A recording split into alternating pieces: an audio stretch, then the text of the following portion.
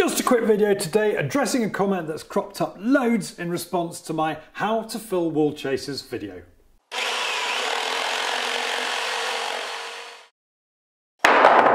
Now that video was all about how to fill the area chased out for electrical cables, but a lot of eagle-eyed people spotted that I should have installed 20mm grommets into the back boxes before installing the cables. Arguably it's required under the wiring regulations, and I thank John Smith for pointing out a week ago that under the wiring regs, enclosures shall not have sharp edges liable to damage the wiring system.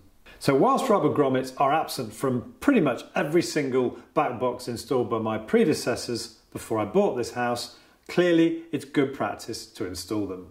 Because as Reg 522.811 suggests, if you don't fit grommets before the back boxes are installed, the sharp edges on the box might cut into the cable sheath. And obviously it's much harder to install the grommets after you've fitted the back boxes. Now, you won't see me doing a lot of electrical work on this channel because I've only got basic knowledge backed up by some limited testing equipment.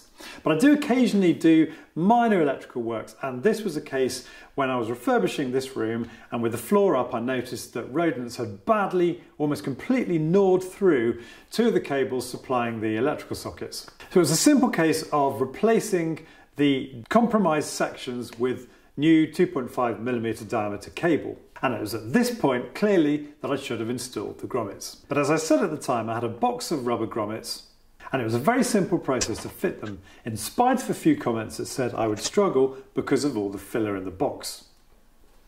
Others said that the damage would already have been done to the sheathing on the cables. But that wasn't the case. One thing I'm sure you'll agree about us DIYers is that when we do work on our own places, we tend to do it carefully, and all of the electric sheathing was intact, bar a couple of minor scratches.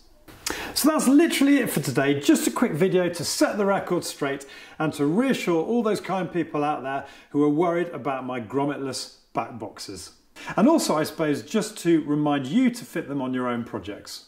I always say to research any DIY project, and it's particularly important with electrical work.